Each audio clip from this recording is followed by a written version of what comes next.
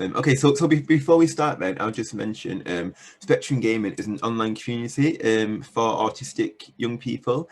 We literally just play games, chat with each other. We run events.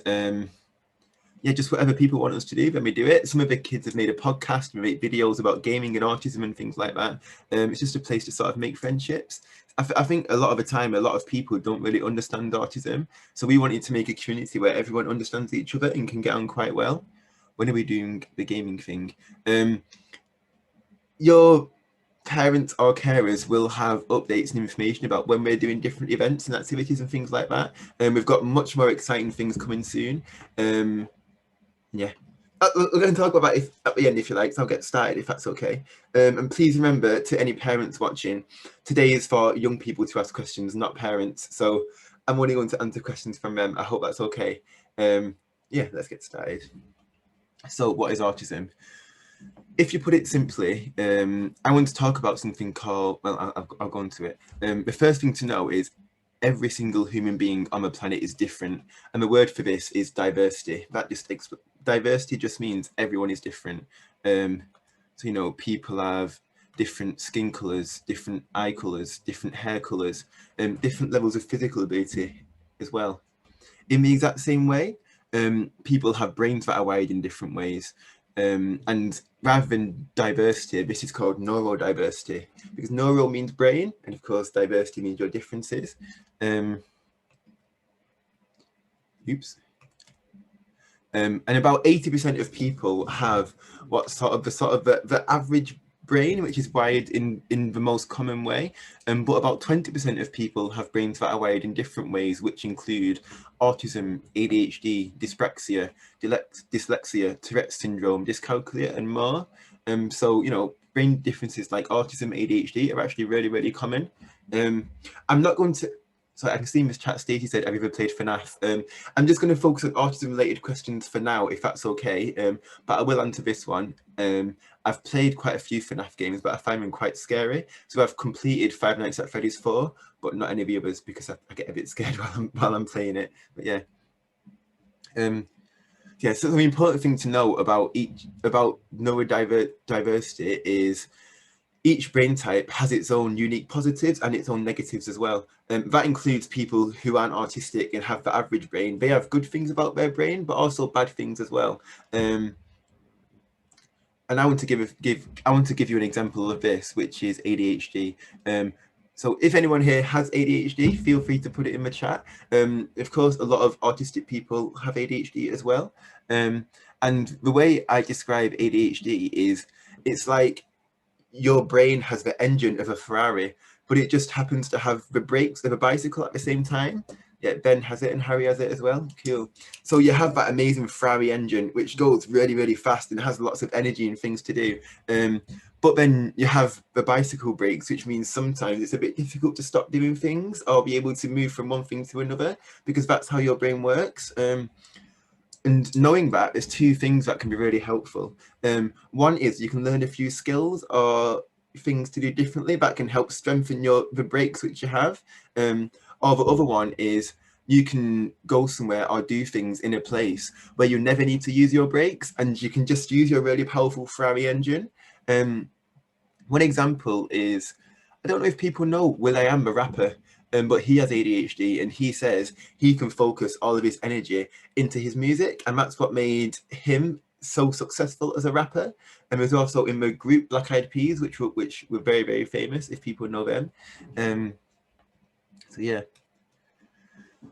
But one of the problems with when you have a brain that's wired differently, like autism, ADHD, or something else, is people can't see that your brain's different. So even though you might think about things in a different way, you might talk differently, you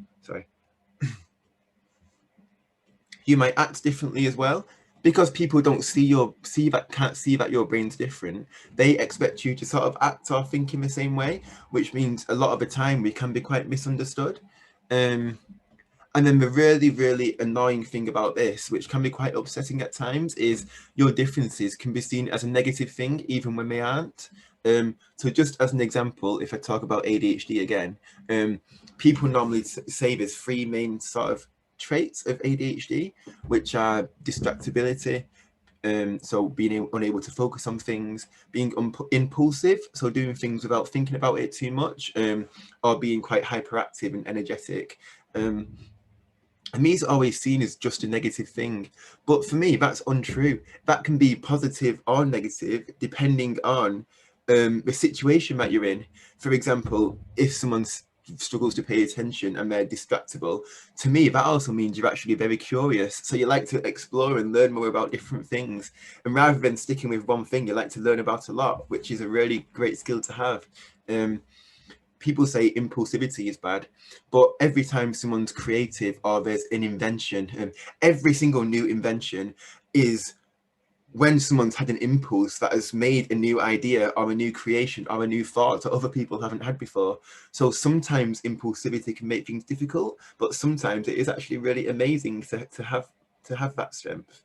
Then with hyperactivity, that can be difficult in some situations where you need to sort of focus and concentrate, but it's also really good in some situations for when you need a lot of energy and you need to be really, really active, because then you have the energy to be able to do that, and some people don't. So it could be good or bad depending on the situation that you're in. One really, really important point here is, because, like I said, people can misunderstand you because they don't see that your brain's different, but you're often not just misunderstood by kids, but by adults too. So some people here might get in trouble at school or when they go to play out somewhere or go to a club or a group.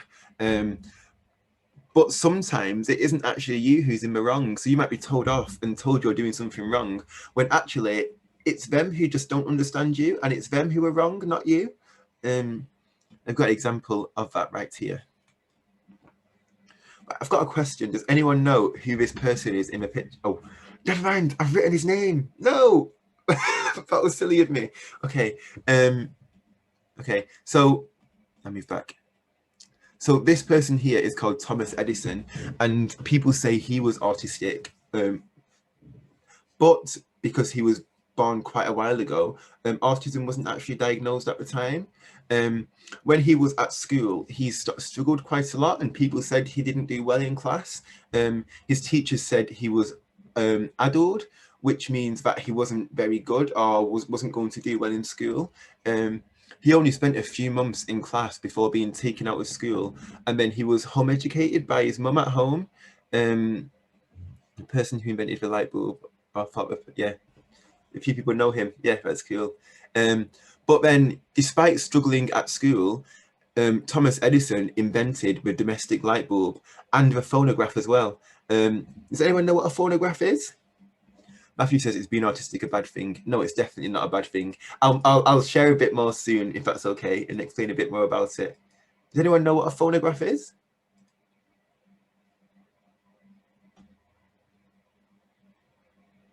An old music player. Yeah, cool. It's quite close. Yeah, so a phonograph is the first ever device that could record sound and music and then play it back, and he was the first ever person to invent that. So even though he was told at school he's rubbish and he's not going to achieve much, he actually made some really, really brilliant inventions. So yeah. I wanted to share a few examples for me for when people have misunderstood me, when I haven't actually done much wrong.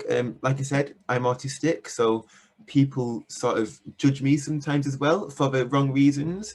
One example is, sometimes people say you have to have eye contact when you're talking to people, and people have said to me sometimes that I should do that. But actually, it's much easier to hear what people are saying and take things in if you don't have to look people in the eyes at the same time. And unfortunately, quite a few people don't understand that. Another example is, I was quite badly bullied when I was at school, just because people didn't really understand my differences and the way I acted, which wasn't really fair. Luckily, that's changed now as an adult. Then the other thing, which is really interesting, is sometimes people ask for your opinion or thoughts on things which we say, but then if you give your honest opinion and say what you actually think, sometimes people can get sort of quite upset when you say that, when actually it's strange. I think for most autistic people, if someone asks you for your opinion, you should tell the truth and say what you actually think of a thing. But a lot of people who aren't autistic can get a little bit upset by that, and I find it a bit confusing how people ask for your opinion but then don't actually want to hear it. So that's a time when I've been misunderstood too. So what actually is autism then? I wanted to share a bit more about just a few more facts and bits of information about it. So about 1 in 45 people are autistic. So yeah, there are much more autistic people than you might think. But the reason why people don't know much is people don't really talk about autism that much when really they should, because like I said, autism and neurodiversity as a whole is very common. Another thing it's really important to know is autistic people can do really amazing things. So Steve Jobs, the founder of Apple, was autistic. So without him, we wouldn't have iPhones and iPads and all that sort of thing, which Apple created. Then you've got Anne Hegarty, who's the quizmaster on The Chase as well. She's autistic, and she uses her autistic brain to be a really amazing quizmaster on The Chase. I don't know if anyone watches The Chase, but I used to like it quite a lot. I've got 2 more people here. I'm wondering if anyone knows who the person on the left is. Alex put Tim Burton in the chat. I'm really sorry, I'm not sure who that is, but feel free to let me know. Albert Einstein. Yeah, it's Albert Einstein. So Albert Einstein is one of the world's most famous physicists, and of course he was autistic. Oh, says Einstein. Yeah, good job everyone. And yeah, yeah, it's just amazing, and he was autistic too. The person on the right, he isn't very well known, but he's a man called Henry Cavendish. Yeah, and he is well known for being, again, a really amazing scientist. And he discovered the element hydrogen, which is one of the first ever flammable gases to be discovered. So a gas that can be set on fire. And he was autistic too. And one of the interesting things I'm going to talk about soon is about how we can sort of it's a lot of autistic people can struggle in certain sort of social situations or talking to different people, but then you still have some really amazing strengths or skills that a lot of people don't have. Like, for example, once Henry Cavendish, he had a really strange situation where once he was walking down the stairs in his house when a maid was walking up at the same time, and he felt so uncomfortable about it that they built a stair extension that goes out around the back of the house for the maid to go up and down to make sure it never happened ever again. But then later on, he would go to a meeting with other sort of scientists and professors, and then he could talk for hours about really complex or interesting topics in a really amazing way because he had so much interest and knowledge in those areas. So yeah, it was really amazing. Okay, another question for you. Do you know who the person on the left is in this picture?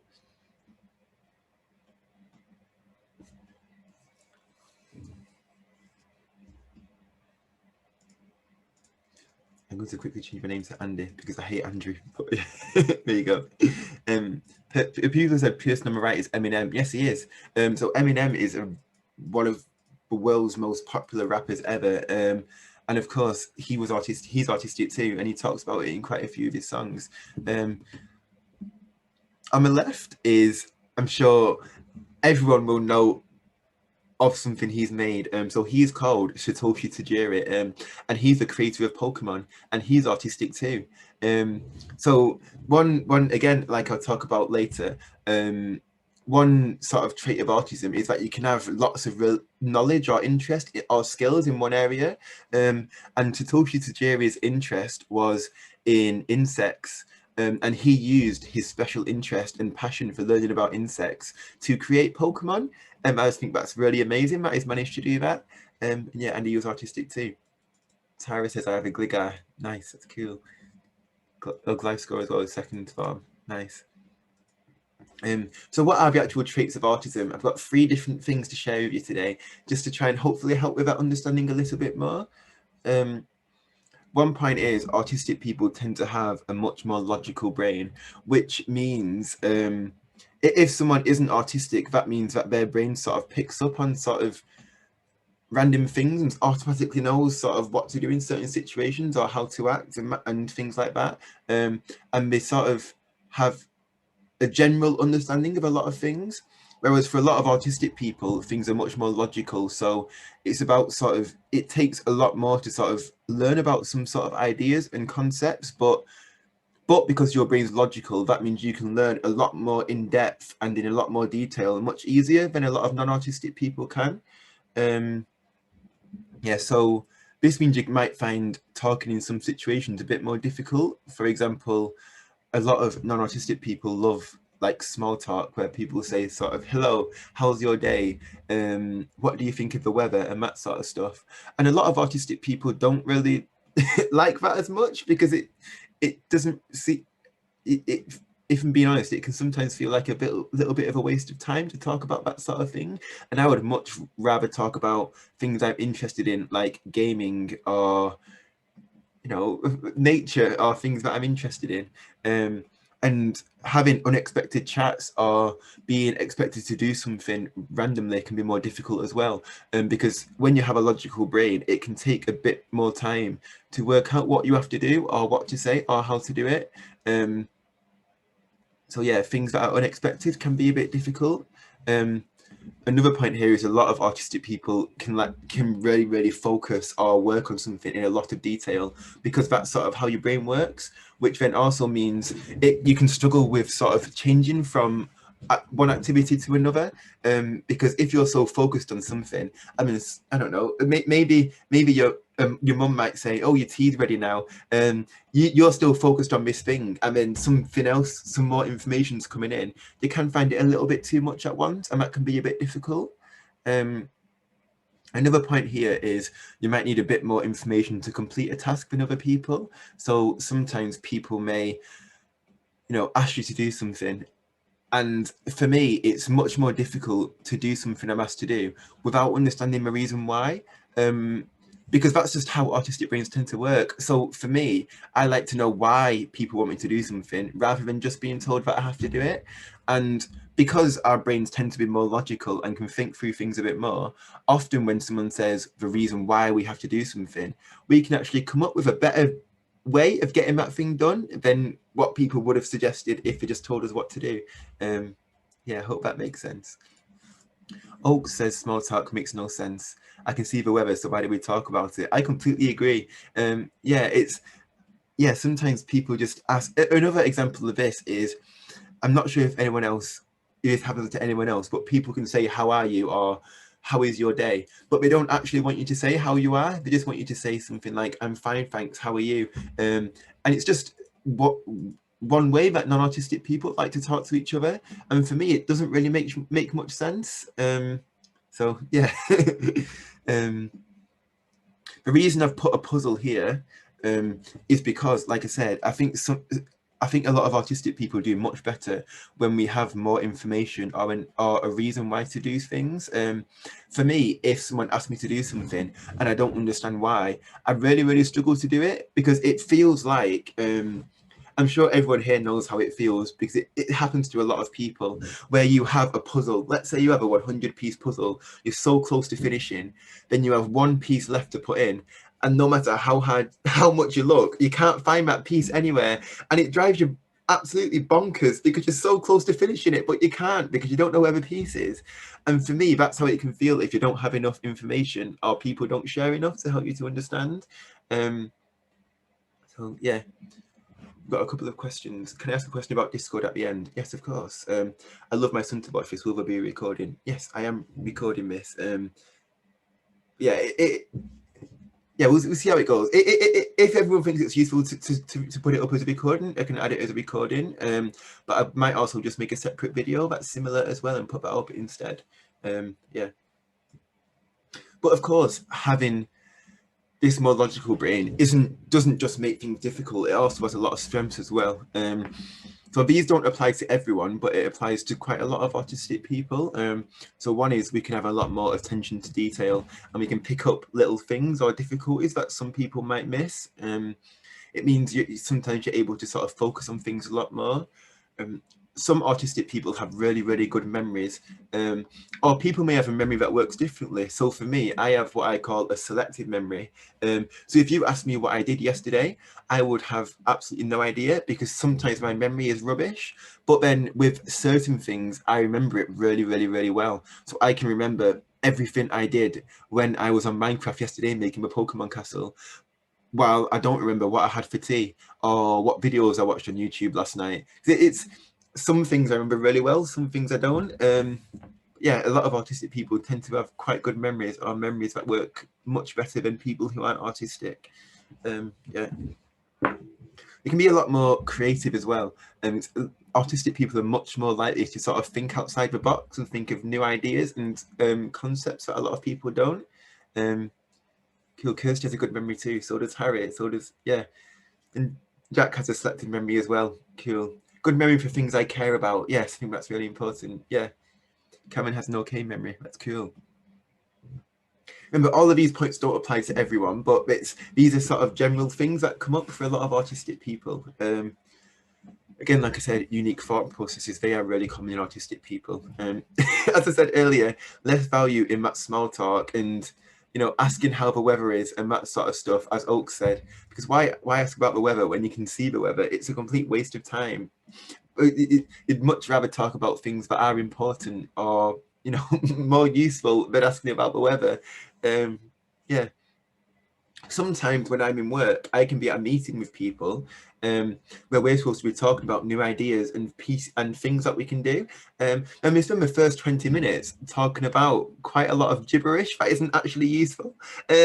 Like saying, you know, how are you? Having a catch up about what sort of furniture we want to buy for the house or what we're doing in the garden. Whereas for me, it, it isn't really that important. Thomas can solve quite a few Rubik's cubes. That's really, really cool. Nice. And of course, a lot of autistic people are more likely to be open and honest as well, because it makes more sense if someone asks you for your opinion on something, or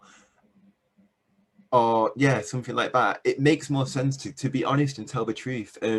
For me, if I've made something and I ask people what they think, I want to know if people don't like it, so I know how I can make it better. And I know a lot of autistic people are the same, where it's much more useful to know how you can improve. So yeah. Are your friends autistic? That's a good question from Noah. I have quite a few autistic friends, but a few who aren't autistic as well. So yeah, I don't know. Some are, some aren't. And for me, I always think about friends in two different ways. One is I find it really, really useful to have friends who are autistic, because then you sort of understand each other and understand your differences a little bit more. So it's easier to sort of chat with them if you're worried or upset about something. But then I also think it's really important to have friends who have the same interests too. And none of my autistic friends really have the same interests as me. So, for example, I really like going running. I like going to the cinema. I like playing games, and there's quite and I have quite a few friends who aren't autistic who like doing the same thing. So we're friends that way too. Some of my friends are dyslexic. Oh, that's cool. Nice. What does panelists mean? That's people who can come on and talk today alongside me, but no one is talking. It's just me today. So I hope that's all right. So the first thing is having a more logical brain. The second point of autism is your attention or motivation or how you focus on things works really, really differently to most people. So I'll try and explain this. So when someone isn't autistic, and whether they enjoy something or don't enjoy it as much, they can sort of find it, they can still manage to do most things, even things they don't enjoy. Of course, if you don't enjoy something, it's more difficult to do. For example, if you need to do chores, or I don't know, do some work on your computer, writing a letter or something like that. People who aren't autistic still find both things difficult, but they're still able to do them fairly well for most people. Whereas when you are autistic, I always say it's a bit of an on and off switch, where there's sort of two main things that can happen. One is you can be really interested in something and you can focus on it for hours and hours and hours and do a really amazing job on that thing. So that's if you like playing Minecraft. If you have a specific interest in something. So if you like trains, you can learn a lot about it. If you're interested in history, you can do a lot of reading on that. But then if there's something you're not as interested in, or find a bit stressful to do, it can be much more difficult to be able to do that thing. One example for me as an adult is at work, I love meeting with and talking to young people and having meetings to talk about what we can do better and what should be done differently. But then when I'm asked to write my weekly report about what I've done during the week, I am really, really bad at doing that. And I have been told off a few times for taking too long to write my report. It isn't that I'm trying to sort of not do it. I try my very best. I just find it so much more difficult to concentrate on that. Yeah, I hope that makes sense. Cameron likes trains. Cool. There's a picture of a train in a few slides, actually. So, yeah. Ninja Cat's meow. Nice. So that's point 2. Point 3 is sensory differences. So I've got a question for you all here. Who here likes tuna sandwiches? And if you do you like to have a lot of mayonnaise or a little bit of mayonnaise? How much mayonnaise do you like to have on it? Becky says no. Harry says no. George says he does. Oaks, big no. No. A lot of people have said no. I like ham. Some like a lot, some like a little, some don't like it at all.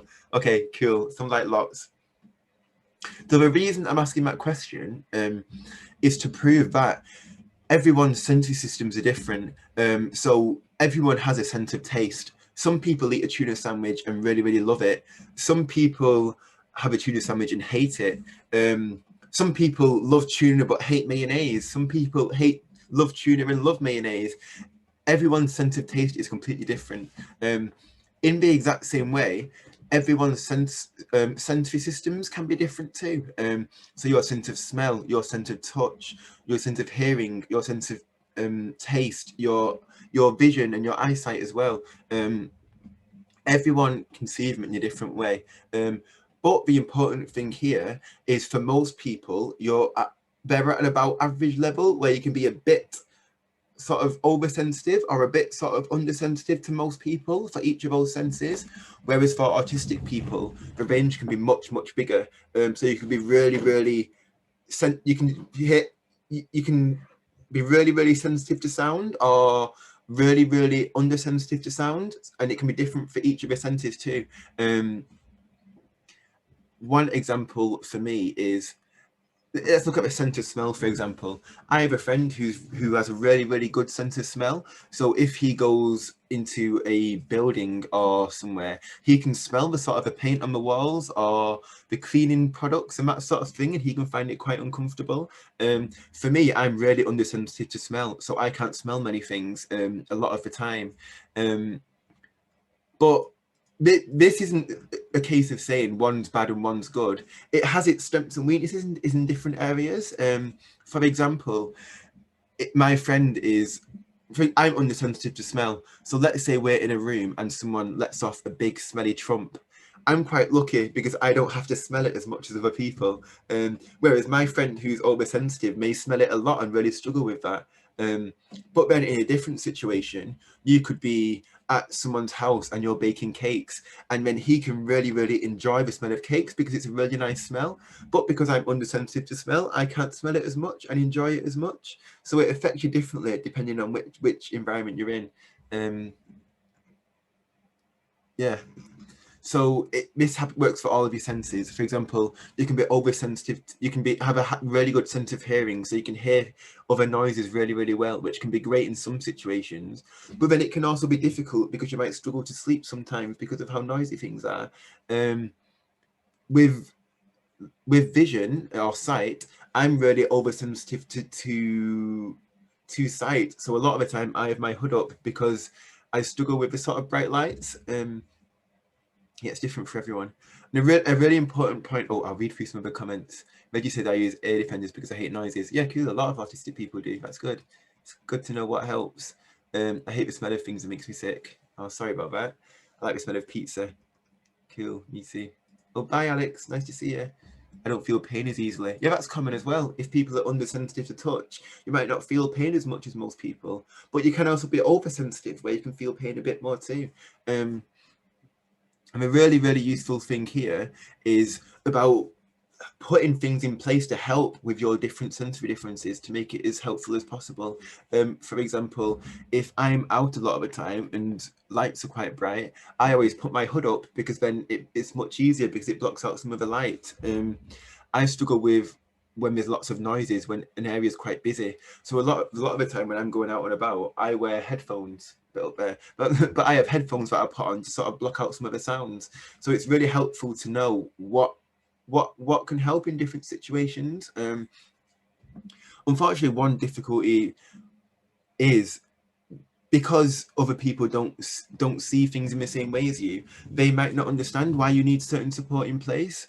For example, when I was at school, I wasn't allowed to put my hood up, so I felt really uncomfortable with the really bright lights all day, every day. Whereas now as an adult, I can put my hood up whenever I want, and that works really well.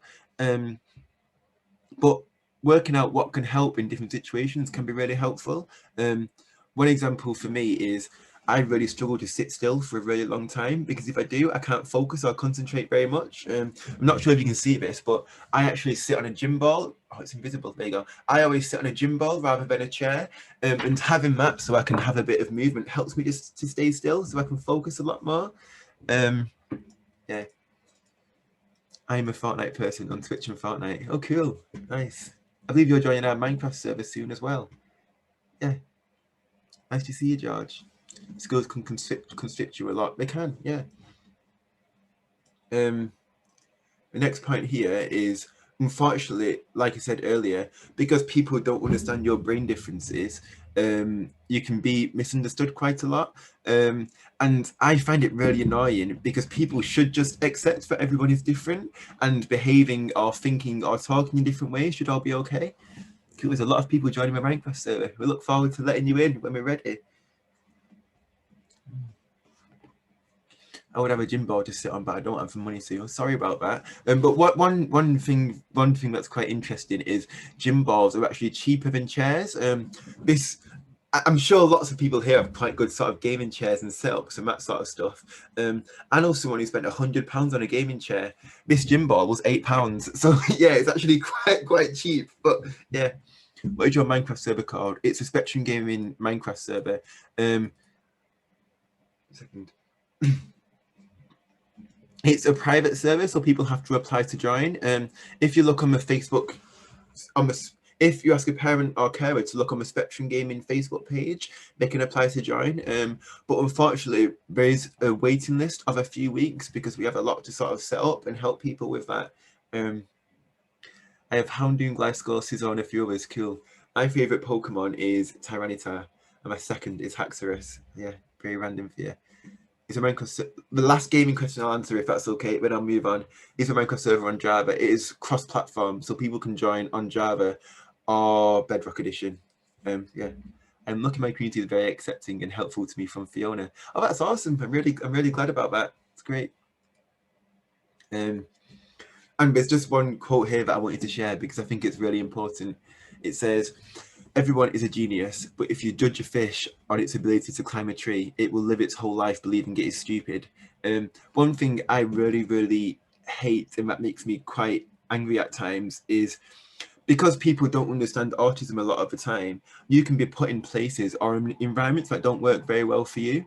One example for me is, I know school is difficult for a lot of people here because you're expected to sit still in class all day and be able to focus and concentrate, even if you need movement or you need a fidget toy to help concentrate and people don't let you use those things. I just wanted to let you know here that everyone has amazing skills and things they can achieve and things they can do. Just because you might struggle in school or with one thing that you're doing, that doesn't mean you don't have your own sort of skills and things that you're really good at. It just means that environment isn't the right place for you to show those things. And you will have amazing interests or things you can achieve. You just need to discover what they are. Yeah. So I've put here, you may not get the opportunity to prove this or even believe this, but when you are older, that will change. And when you have more freedom to do what interests you and what you're passionate about, that really helps. George climbs trees a lot. So do I. I love climbing trees. I made a tree thing yesterday at the park. It was a lot of fun. Is his favorite Pokemon Zapdos? Oh, very nice. Cool. Your favorite Pokemon is Luxurious. Is that the second form of Luxray? I think. I could be wrong. Okay. So an important point here is it's really important to know that being different is okay, and even if people make you feel like it isn't when you're younger, that changes as you get older. It's really important to know you don't have to be a part of the community or do what people expect you to do. You can find places and activities and people who accept you as you are, and where you can be really happy with those people. So yeah, what one point I've got here is I really, really love Pokemon. When I was younger in primary school, everyone really enjoyed it. When I was in high school, people would sort of call me names for liking Pokemon because it wasn't cool back then. But now, as an adult, obviously before coronavirus, I went to a Pokemon club every week where we played the card game and had battles on Pokemon Sword and Shield and that sort of stuff. So when you get older, you can find places where you can be really happy based on your interests. Like the Pokemon Club, which I go to. Did I win? I won quite a lot with my Pokemon cards. I've got quite a good deck. I've got a water type deck, and it's very good. Yeah. But you can also find certain groups and activities where you can have fun as well. So for me, I have a certain running club where I can be myself, and they understand that sometimes I'm quite chatty and talkative, but sometimes I just want to be left on my own and have a bit of space. I may understand that, and yeah, they really, really they leave me on my own if I want it, but I'm allowed to chat when I want to as well. So finding places like that is really helpful. Again, there's a place called Wax and Beans, which is my favorite ever coffee shop where I always go. They let me pick a record that they want me to put on, and I sit by the window with a coffee and just relax. And I like that a lot as well.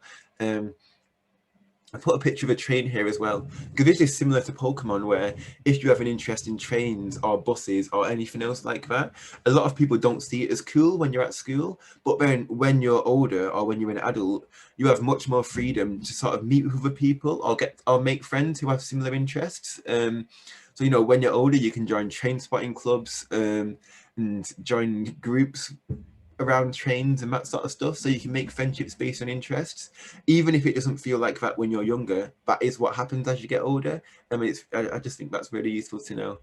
I thought you didn't like beans. I don't like beans, Thomas, but the beans means coffee beans, not the red beans. Harry's wearing a Pokemon hoodie. Oh cool, nice. Fiona says I'm part of a local kart club. We are very supportive. That's awesome. Nice. So I shared this quote, but I've got one more thing I want to share that improves on it. So I said, if you judge a fish by its ability to climb a tree, it will literally not care at all what you think because it's busy doing fish stuff really well. Be like that fish. So even if people don't understand your differences or don't accept them, for me, it doesn't matter. You should always feel happy being yourself and know there are spaces and people who accept all differences and are really friendly and kind, even if some people aren't. It's just about finding those people. So yeah. So as I said, it can be really difficult when people don't understand you very well. And the other thing as well is, as much as autism has its strengths and things which make it really good, there are a few things that can be a bit difficult for autistic people too.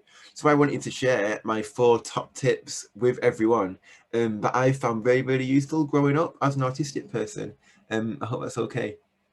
Joanne says my favourite Pokemon is Lucario. That's what I was meant to say. Okay, cool. I like Lucario a lot. Yeah. I used to use Lucario a lot on Pokken Tournament and on Super Smash Bros sometimes. Yeah. I had a pet fit once. Pet fish once. Nice. Okay, so tip number 1. It sounds not that good at first, but if you give me the chance to explain, I think it'll be helpful. Marielle, if you look on the Spectrum Gaming Facebook page, it has the information for how to join our Minecraft server, but it will take a few weeks to join, unfortunately. But yeah, I hope that's okay. Cameron had pirate once, cool, and Tyra's doing a lot of trading, nice. So my first tip is try as many things as possible.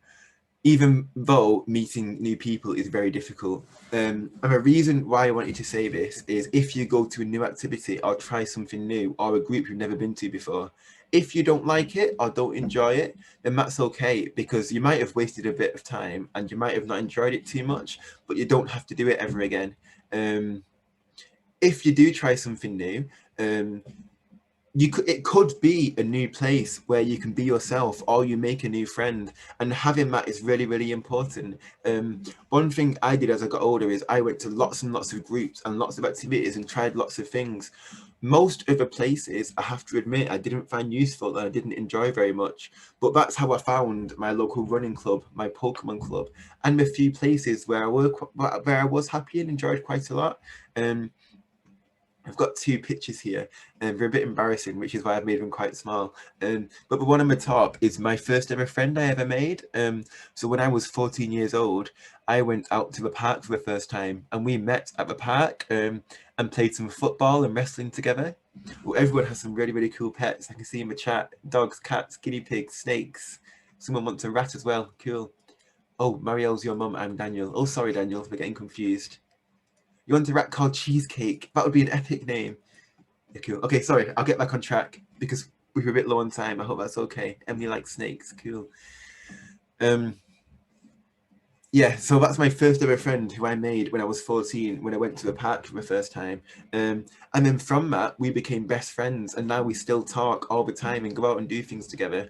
If I didn't go out of my comfort zone to try and go to the park on that day, we would have never became friends, and I would have still felt really lonely not having any friends when I was younger.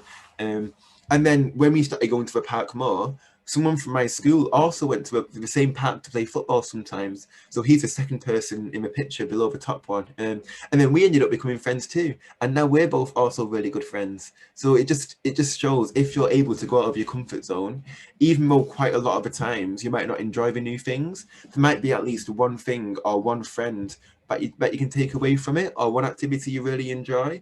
And then yeah, that's just I just think it's really amazing when that can happen, and it can help a lot, especially if you feel quite lonely.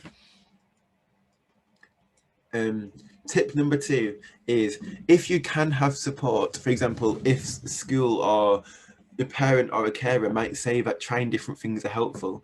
I think when I was younger, I was a bit sort of embarrassed about trying different things or support that works for me.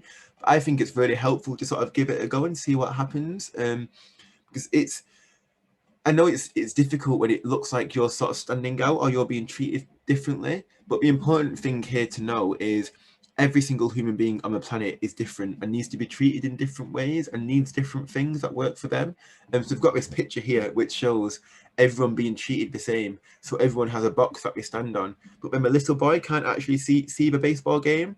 So when he has 2 boxes instead of 1, he has different support from most people, but then that makes things equal for everyone.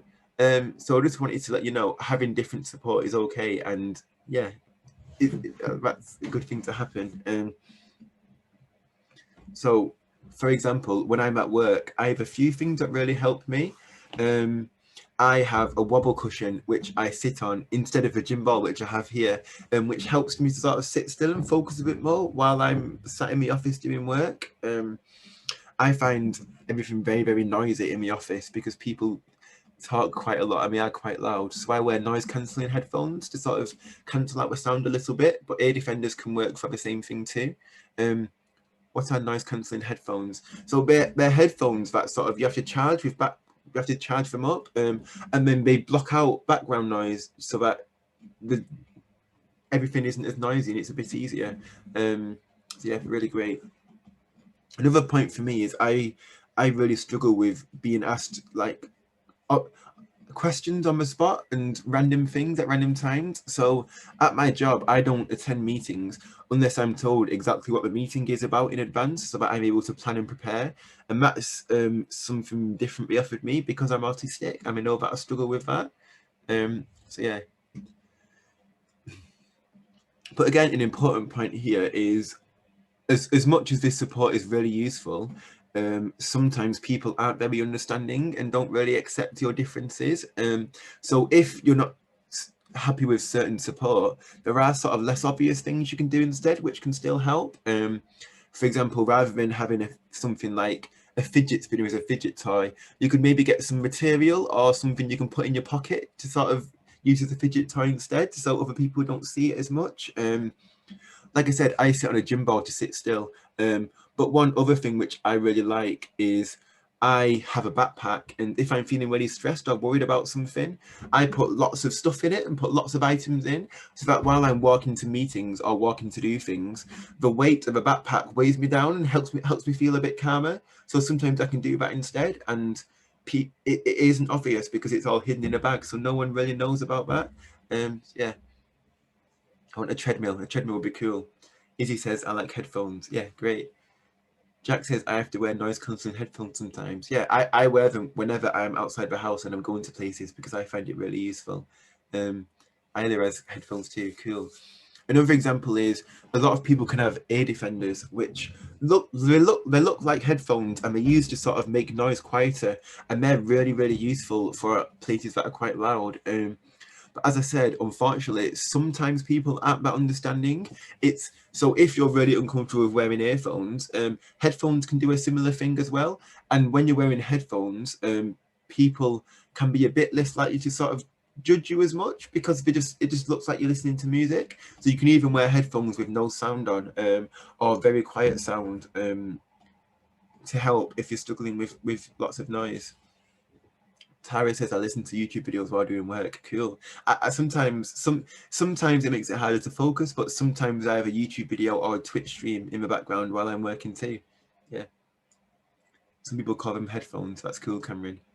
I get grilled if I wear ear defenders. Yeah, Thomas, sorry about that. But that's why I think sometimes having headphones is better because it looks like you're listening to music, or even earbuds. For example, you could get Bluetooth earphones that go in your ears, so they're not so people can't see them as much, or even earplugs which go in your.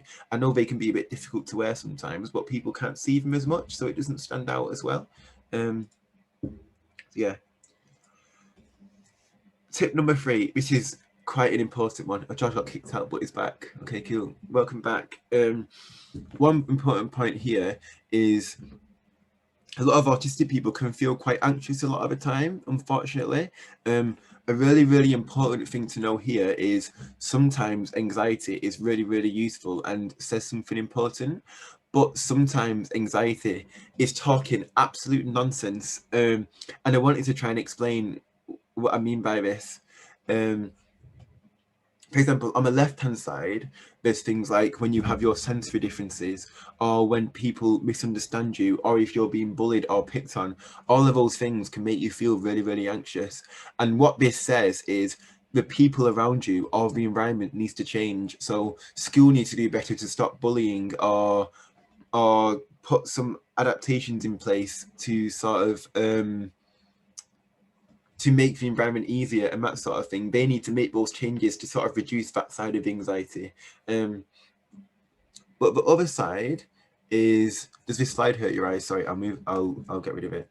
Yeah, sorry about that. But sometimes there are, sorry about that, George. Oh, that's okay. But sometimes there are some things which you feel really anxious about, but there isn't actually any reason to be. So sometimes your anxiety tells you there's a reason to be worried when actually there isn't, and sometimes that can happen with general anxiety. This happens a lot with phobias. For example, I used to have a phobia of phone calls, and I used to really struggle to answer them. Nothing bad was ever going to happen when I answered the phone, but my anxiety made me feel really worried even when I shouldn't have. And that's the same with anxiety. And sometimes if you have anxiety around talking to people in some situations, if you have anxiety around eating certain foods, sometimes your anxiety is just talking nonsense. Yeah. And it's interesting because then what happens is you think, I have to, or I want to do something, and then you think, oh no, what if something bad's going to happen? And then you feel it whenever you're learning something or doing something new or trying something else. It's normal to feel worried because it's new and you're learning and growing and doing new things. It's normal to feel that way. But sometimes what can happen is you feel really, really worried and think, what if something bad happens? And then because you feel bad, you decide you're not going to do it anymore. And then the second you decide you're not going to do it, the feeling of your worry goes and you don't feel worried anymore.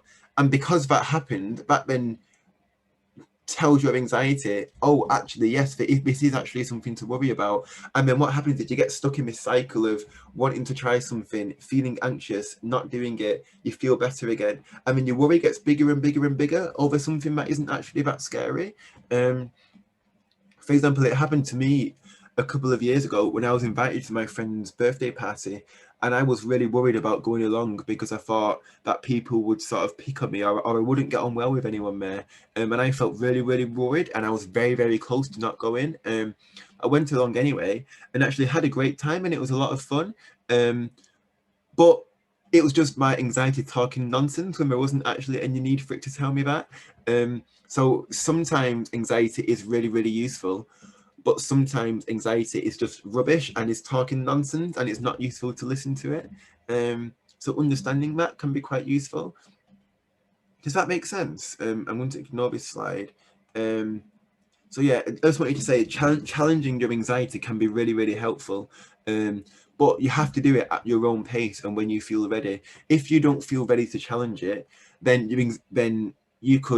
your anxiety could get really, really big, and then you could sort of have a meltdown or get really, really upset or worried about it. So when you want to challenge your anxiety, it's about doing it when you feel ready and other people not sort of pressuring you or forcing you to do it. I realize that is a very, very big topic. So what I thought I'd say is, I think anxiety itself, we could do another talk focused on anxiety and what can help with that. So feel free to put in the chat yes or no if you think that'll be helpful. I'd be more than happy to talk through that sort of thing. The most important thing for me in my life ever was, yeah, everyone said yes. Okay, we'll get that arranged then. The most important thing for my life ever was understanding how anxiety works and knowing when it's useful and when it's talking nonsense. For example, if I go back 3 years ago, I used to have a phobia of phone calls, a phobia of heights. I had a phobia of getting people's names wrong, so I didn't say anyone's names for about 3 years.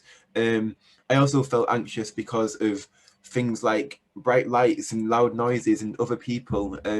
So over time, I learned how to separate two things. One half is the things where I need adaptations or support. So like I said, wearing my hood up, wearing headphones and that sort of stuff. The other thing, which was my phobia of phone calls, phobia of heights, phobia of people's names, there's no reason to be scared of those things. So I learned little tips and techniques for how to prove to my brain, prove to my anxiety there isn't actually anything to be scared of, so that I could then overcome that anxiety.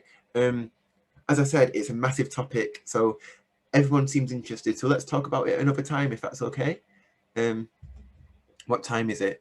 There isn't a time yet because I just thought I'd ask the question.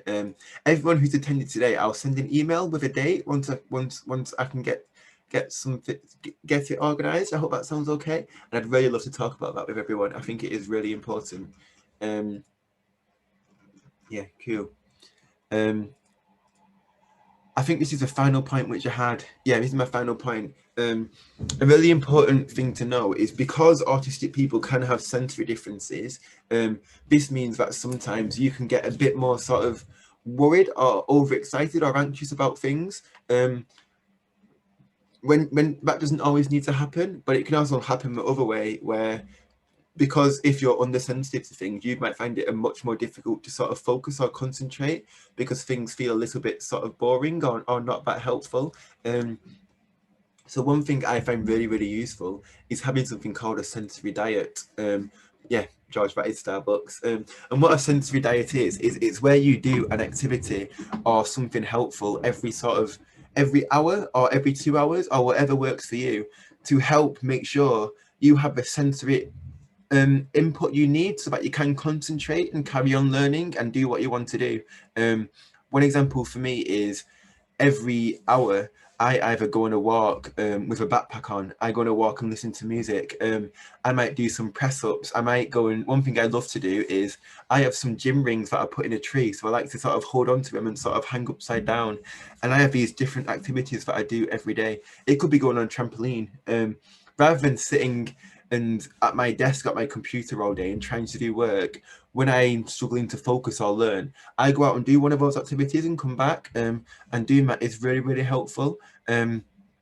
So if anyone here is watching, what I'll do is I'll send an email out to everyone who's attending today to share a bit more information about what a sensory diet is. And if you think it's useful, feel free to talk to your parent or carer, or do it yourself and have a think about how you could try this yourself. So for me, whenever I'm stressed or anxious or worried about something, I have a list of activities which I do for when I feel stressed. So one is I go on a walk to Starbucks, and go and get a coffee and then walk back. The second part is I like to go on a walk around my local reservoir and just listen to music and have a think and look at all the ducks and geese and things like that. And I find that really helpful too. I always say this is as annoying but as necessary as brushing your teeth, because you really don't want to do some exercises or have some sensory feedback and that sort of stuff when you're trying to do something else. But I just wanted to say that doing it is really, really, really useful. One of my favorite ones, if anyone has a gym ball, you can try it. Lie down on the floor and ask a parent or carer, lie down on your front and get a parent or carer to roll the ball over you and push down really hard. Make sure you're on a soft surface first, and then that can make you feel really, really calm and be really, really helpful. So that sort of thing is quite good. Last thing I wanted to share is a quote which I really, really love, which says, "I'm autistic, which means everyone around me has a disorder that makes them say things they don't mean, not care about structure, fail to hyperfocus on singular important topics, have unreliable memories, drop weird hints, and creepily stare into my eyeballs. So why do people say you're the weird one? Because there's more of them than me." And I think a really interesting thing is, I just want to say there's nothing unusual or strange about being autistic. There are lots of autistic people in the world. Just because the majority of people aren't autistic, so they don't understand, that doesn't mean that autism is a bad thing or wrong. It's just different, and being different is okay. And yeah, that's it. And that was everything I had to say for today. So yeah, I'll stop sharing my slides. It's now 7 o'clock, and I said it will be until 7 o'clock. And yeah, so that's it from me, really. I'd really love to hear how you found it today. So please feel free to put in the chat how you found today. Have you got anything you'd like me to talk about in the future? Any suggestions on what I've done wrong or what I could do better? And yeah, after that, you're more than welcome to leave a webinar if you'd like to. That's perfectly fine. I'm just mindful there are a few questions people have asked, so I'll answer them now. But you don't have to stay for the questions if you don't want to. And I hope that's okay. And thank you very much for coming, everyone. It's really nice to see you all. If anyone's looking to join Spectrum Gaming, you can Google Spectrum Gaming and you can apply to join, and we'll get back in touch as soon as we can. And yeah, it's nice to see everyone. Thank you very much for the feedback. I'm glad you found it useful. Love your Mangus t-shirt. Thank you. Reggie says, how old do you have to be? Right now, we have a Discord community that's for 13 to 17-year-olds. We have a Minecraft server that's for anyone under the age of 18. And we're in the process of making a Discord server for under 13s. But the important thing here is, if you're under 13, you technically aren't allowed to have a Discord account. So the way it will work is a parent will make the account and watch over what you're doing and check everything's okay, but then you'll still be in that Discord server to be able to join events and take part in activities and things like that, and that's going to be starting in the next few weeks. So I hope that sounds okay. People said they'd like to speak more about anxiety. We'll definitely do another session on anxiety if that's okay. But as I said, the Minecraft server is for anyone under the age of 18, so anyone's welcome to join. Yeah, thank you everyone. I'm really glad you found it useful. So I'll go into the questions. Please put them in the Q&A if that's okay. Yeah. So what have we got here? I love my son to watch this. Will be a recording? Yeah, I'll share a recording for if anyone wants to watch it back. I'll go back over anything, or if anyone's missed it. Is it also for Bedrock? Yeah, the Minecraft server is cross-platform, so it works on Bedrock and Java Edition. So yeah. Bye, Tara. Nice to see you. Thank you, everyone. Thanks very much for coming. In a school environment, what can be done to help autistic people to feel like they belong and clear bullying? The really frustrating thing here is when an autistic person is bullied or picked on in school, the important thing to know is it isn't you who's the problem, and it isn't you who's in the wrong. It's other people and their lack of understanding and them not accepting differences. So a really, really useful thing is if school is able to sort of do more to sort of help explain what autism is, help people to understand differences. So I think once people understand why you might act a little bit differently, people don't judge you as more, and people can be much more nicer, and they're less likely to sort of pick on you or mistreat you and that sort of thing. So yeah, that's what I'd say. It's about school doing whatever they can to make sure we talk about differences a lot more, because I don't think people do very often.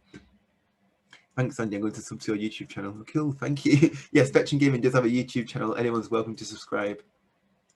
David says, Discord companies rules say you have to be 13 plus in the UK. Yeah, that's right. That's why when we do our under 13s community, it's going to be parents who run the accounts in that community. Because if you're under 13, you're not allowed to use Discord. If people use it privately with private friends to talk to each other and sort of, have private communities that are safe with their friends, in my opinion, I think that's fine. But if you say on Discord that you are under 13 and someone reports it, then your account would get banned from it because it isn't technically allowed. Yeah.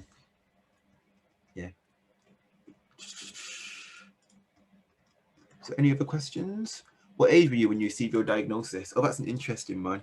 Thank you very much for the feedback, everyone. The YouTube channel is called Spectrum Gaming. I've got a question here which says, what age were you when you received your diagnosis? I wasn't actually diagnosed until I was an adult. So I realized I was autistic when I was 18 years old, and then got my diagnosis when I was 20. Because what happened for me was I got quite good grades when I was in school and did really well in class. But then on the other side, I didn't have many friends, and I was picked on and bullied quite a lot. But because I got good grades, school didn't really care about that stuff that much. So I didn't get a diagnosis when I was at school. And that's why I was diagnosed as an adult. Fiona says, what is the best thing about being autistic? I think for me, a lot of people, I don't know, I think being different is really, really great. So for me personally, I have lots of sort of strengths and skills that a lot of non-autistic people don't have, and being able to use those to sort of help design new things and create new things and do things differently, I think has been really, really useful for me. Yeah. Jack, you sent me a friend request on Discord. You haven't accepted it yet, please, just to let you know. Okay, sorry about that. If yeah, sorry. Like I said, we have a Discord community for 13 to 17-year-olds, but I am having a little bit of a break from accepting people, just because so many people have applied to join, but I found it a little bit overwhelming keeping up with everyone. But I will accept it and talk to you as soon as I can, if that's okay. I hope that's all right. Kathleen says, would you be interested, just available to do our session for our city's equity summit, also for students at our district? I think I'd need more information, but you're more than welcome to get in touch with the Spectrum Gaming Facebook page, and we can chat about it if that's okay. Cameron was diagnosed. Oh, sorry, I've missed a lot of people. Leo was diagnosed at 17. Cool. I can't see the name. M was diagnosed when we were 5 and later found out when he was 9. Okay, cool, nice. Cameron was diagnosed in 2018. Cool. I was 8, but found out at 10. Nice, Joanne. Cool. I think, yeah, awesome. Any other questions? Cool. Anyone who wants to talk separately about anything I've talked about today, if you're sort of upset about anything I've mentioned or want to ask more questions about certain things, feel free to get in touch. The only thing I'll have to say is I'll apologize in advance for if there's a delay in responding, just because I have had lots of messages recently. But Spectrum Gaming is in the middle of having some more volunteers so that we can sort of make sure we can reply to everyone, and everyone who wants to join our community doesn't have to wait too long. Hope that sounds okay. Yeah, there aren't any more questions I can see, so we'll leave it there if that's okay. So I just wanted to say it's been very, very nice to see everyone. If you've got any final thoughts on if you'd like us to talk in the future, how you found it, or anything else you'd like me to talk about, feel free to put it in the chat. I'll just give one more minute, then we'll leave it there if that's okay. So yeah, it's been really, really nice to see everyone. Thank you. Love to listen to another talk. Cool. Thank Hey, you. hello, Andy. Sorry about this. You have missed a couple of questions. Okay, which? So in the Q&A, at the very top, you've got, how can Bella stop shaking her head or doing ticks in front of people? Okay, cool. Thank you. Okay, so I'll answer this as a final question, if that's okay. So how can Bella stop shaking her head or doing ticks in front of people? Well, if you have ticks, I have mild Tourette's, so I sort of wink a few times and have a sort of a neck tick as well. What I'd say is there's absolutely nothing that can be done to stop doing that in front of other people. That's that's part of, if you have a tick, that's just what happens. So for me, it's really important to not try and tell people to stop it or to do anything differently. If people judge you or view you differently because of the ticks which you have, then that's their problem, and it's them who are quite sort of who need to improve their understanding and awareness. It's not on not on someone who has ticks to change that. Yeah, cool. Right, we'll leave it there then. Thank you very much, everyone. It's been really nice to see you. Yeah, goodbye.